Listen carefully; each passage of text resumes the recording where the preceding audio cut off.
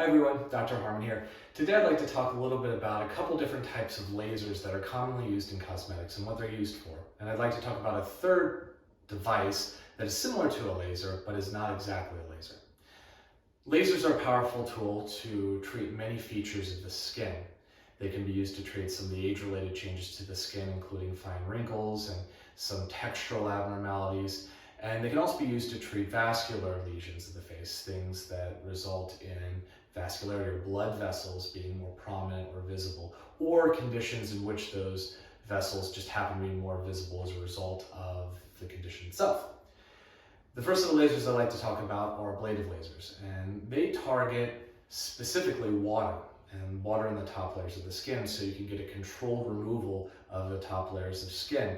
And depending on the settings, you can decide how deep or how superficial you'd like it to go. There are two different types of ablative lasers, a CO2 and an RBAG, and they've been both used for a very long time.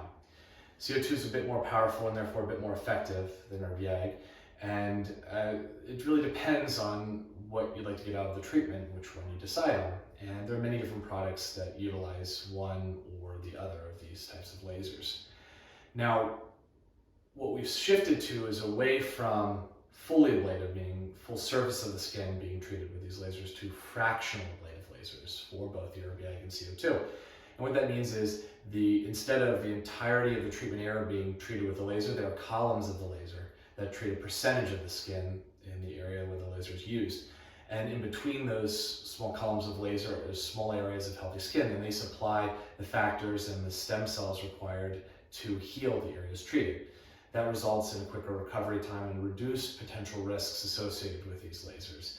It's occasional that you may need a second treatment or additional treatments due to that, but the trade-offs, I think, are good.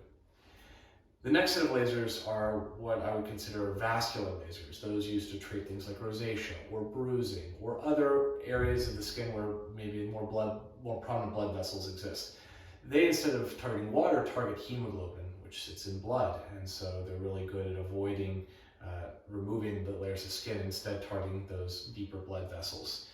Now, there are many different options here. One would be B-beam, it's a pulse dye laser, and it can be a really nice treatment option for a range of conditions.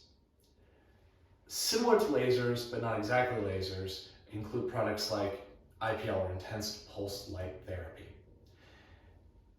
Intense pulse light is not a laser because it does not generate energy through the use of a single wavelength. It uses a wide range of wavelengths, including in the light spectrum, or the visible light spectrum. And it can be used to treat bruising and other conditions of the skin. It is generally not as effective and requires multiple treatments, but the side effect or potential risk profile tends to be lower, and the recovery tends to be very quick.